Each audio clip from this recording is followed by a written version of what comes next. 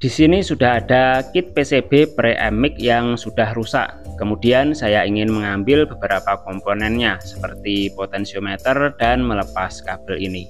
Pastinya untuk melepas komponen kita memerlukan sebuah solder. Nyalakan dulu soldernya, tunggu sampai solder panas beberapa saat. A few moments later. Sayangnya setelah saya tunggu selama 3 menit, solder tidak kunjung panas dan masih tetap dingin. Sepertinya solder ini sudah rusak, padahal baru saya beli 3 bulan yang lalu. Ya beginilah solder murah meriah, kualitasnya tidak terjamin. Saya buang saja ke tempat sampah. Eits, tunggu dulu, jangan buru-buru dibuang ya, karena solder yang rusak masih bisa diperbaiki. Ambil lagi soldernya, mari kita oprek bersama. Assalamualaikum, kembali lagi ke channel MFM Bu. Kali ini saya akan memberikan tutorial bagaimana cara memperbaiki solder rusak, serta tidak hanya memperbaiki, saya akan mengupgrade-nya supaya memiliki kualitas lebih baik lagi. Part yang kita butuhkan adalah elemen solder. Belilah yang tipe 40 watt, cocok untuk solder ukuran kecil seperti milik saya tadi. Di kemasannya tidak ada keterangan merek made in China, tapi menurut penjualnya ini memiliki kualitas yang bagus. Karena saat membeli saya ditawari 2 tipe, yang harganya murah dan yang harganya mahal. Sedangkan yang saya beli ini yang harganya mahal. Sesuai hukum pasar, ada harga, ada rupa. Berikutnya ada mata solder atau solder tip. Ini mereknya Klop. Untuk merek saya kurang tahu merek apa yang bagus, dan belilah untuk tipe solder ukuran 40 watt. Tadi saya beli dan bilang ke penjual toko untuk memilihkan tipe yang bagus. Harganya Rp12.000, sama dengan elemen solder tadi. Nah, untuk semua komponen-komponen tadi, harga tiap wilayah dan toko berbeda-beda ya. Selanjutnya, sediakan juga kabel untuk arus AC. Kabel merek apapun bisa, yang isi 2 seperti ini. Untuk harga di pasaran sekitar Rp3.000 per meter. Kemudian satu buah steker atau colokan listrik. Kalian bisa pakai steker model apapun. Saya pakai bentuk pipih seperti ini, merek Roku. Standar, banyak di pasaran, dan harganya kisaran 4.500. Oke, ini pasien kita. Untuk penyakitnya adalah pertama, mata solder sudah kotor dan berkarat sehingga timah sulit menempel di ujungnya. Kedua, elemen solder tidak panas alias rusak. Ketiga, ukuran kabel kecil sehingga kurang bagus untuk menghantarkan listrik. Juga kabel ini pendek, jadi saya kurang nyaman saat memakainya untuk menjangkau stop kontak yang agak jauh. Pertama, lepas dahulu skrup-skrupnya, 1 di bodi solder dan 2 di ujung solder.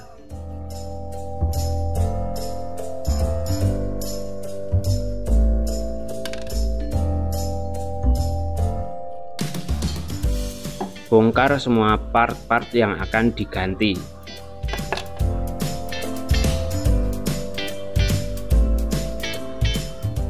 Kita lihat kabelnya. Oh, sepertinya ada yang putus. Yap, benar, ada kabel elemen yang terbakar.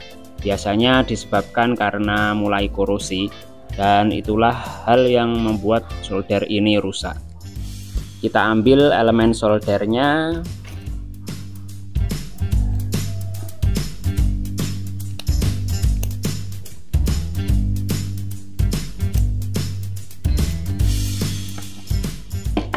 Coba perhatikan, kawat nikelinnya menghitam dan sudah berkarat. Rontokan karat ini menyebabkan arus listrik tidak stabil. Kita tidak membutuhkan lagi kabel bawaannya. Akan saya ganti dengan kabel yang lebih tebal dan panjang. Coba bandingkan ukuran kabel yang lama dan yang baru.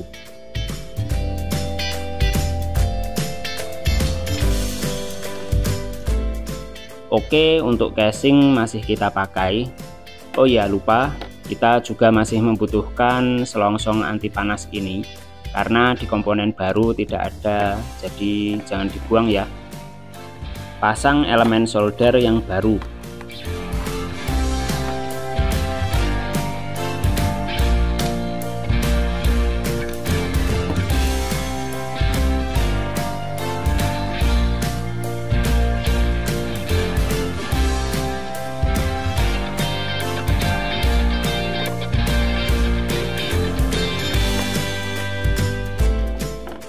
Pasang mata solder.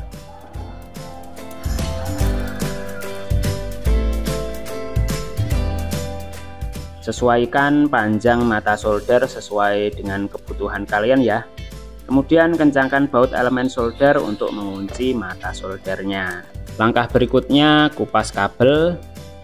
Oh ya, jangan sampai lupa, sebelum itu pasang dahulu selongsong anti panasnya.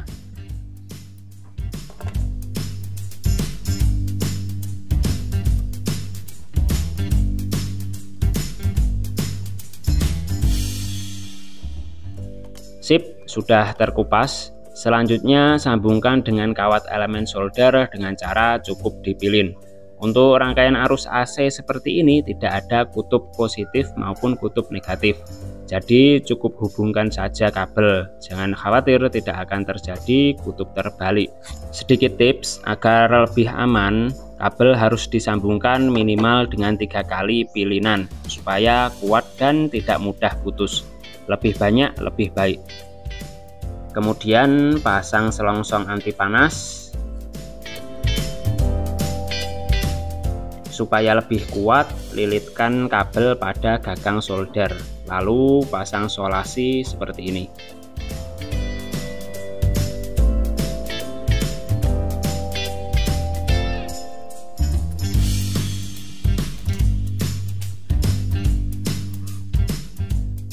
Kemudian pasang bodi solder.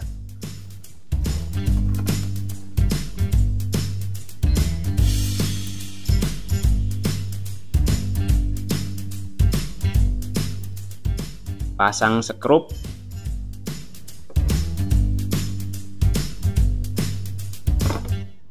Oke, berikutnya kita kerjakan bagian steker. Lepas semua mur dan baut.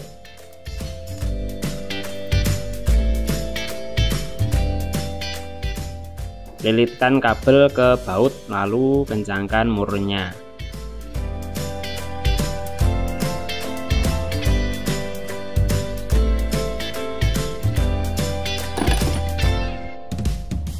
Pasang sisi satunya lagi.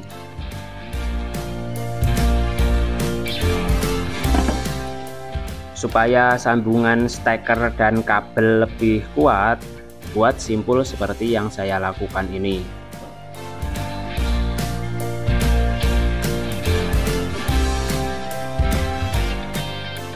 Ya, seperti ini, baru kemudian pasang. Don't forget to subscribe.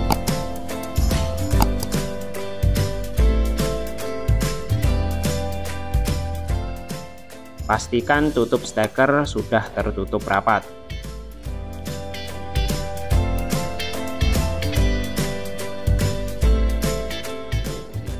Pasang mur dan baut.